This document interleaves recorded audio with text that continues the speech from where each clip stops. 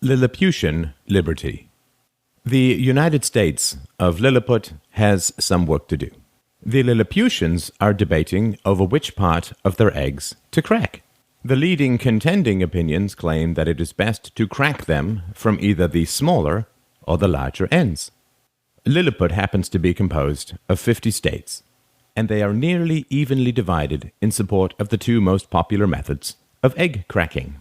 About 60% of the Lilliputians in 25 of the states support a bill called Plan A for cracking their eggs from the smaller end, while about 60% of the other 25 states of Lilliput support Plan B for cracking them from the larger end. The national government of the United States of Lilliput could decide which of these opposing plans should be implemented, but if it does so, then only 50%, at most, of the Lilliputians will be happy with the outcome, and at least 50% of the Lilliputians will be unhappy with the result. Fortunately, one enterprising state governor of Lilliput realizes and points out that they can make many more Lilliputians happy by allowing the individual states of Lilliput to decide what plan to follow. That way, the 60% of each state that supports Plan A can use that one, while the states where 60% of the Lilliputians support Plan B can use the plan they prefer.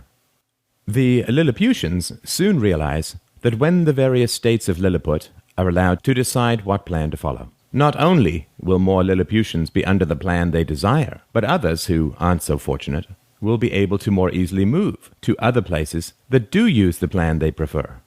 They've also discovered that when states are allowed to adopt their own plans, many more systems can be tried out than just Plan A and Plan B, allowing some Lilliputians to call on their states to adopt Plan C or even Z.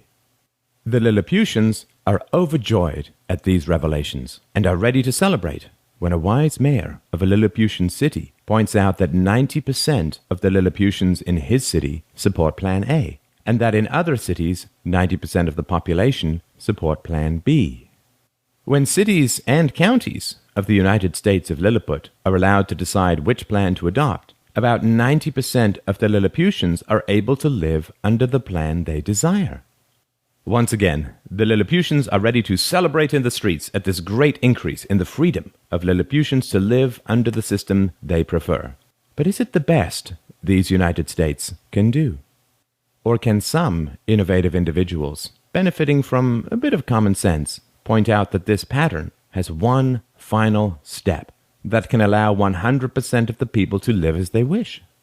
What then was the most important decision the citizens of Lilliput were faced with? Which plan to implement, or what level of governance should be used to answer that question? And why hasn't this question been asked in our United States?